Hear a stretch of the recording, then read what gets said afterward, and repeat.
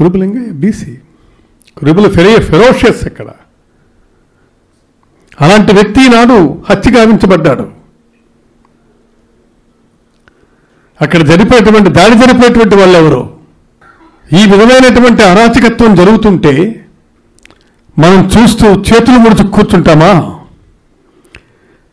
తిరుగుబాటు చేసి వ్యతిరేకిస్తామా? ఇవాళ విశాఖపట్నం తీసుకుందాం. ఆమెను మేయర్గా ఎన్నుకున్నారు, దించేసినారు. And she belongs to Yadava.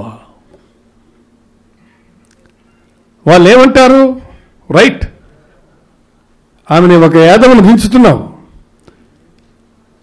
నువ్వు మళ్ళీ ఎక్కించేటప్పుడు మరో యాదవను ఎక్కించమని అడుగుతున్నారు వాళ్ళ మనాల్లో. ఆ దమ్ముందా? వాళ్ళకి ఎవరికైనా దమ్ముందా? లేకపోతే మరి మనం తిరగబడాల్సినటువంటి అవసరం ఉంది. ఇది మేము గుంజుకున్నాము, దానివల్ల ఎంత బ్యాడ్ వస్తుంది. సరే రానివ్వండి, ఇది జరిగిన ఇన్సిడెంట్ తర్వాత విపరీతమైనటువంటి యాజిటేషన్ వస్తుంది. వైఎస్ఆర్ కాంగ్రెస్ పార్టీ, ఈ వైఎస్ఆర్ కాంగ్రెస్ పార్టీని నిలబెట్టాల్సినటువంటి బాధ్యత మనందరి మీద ఉంది.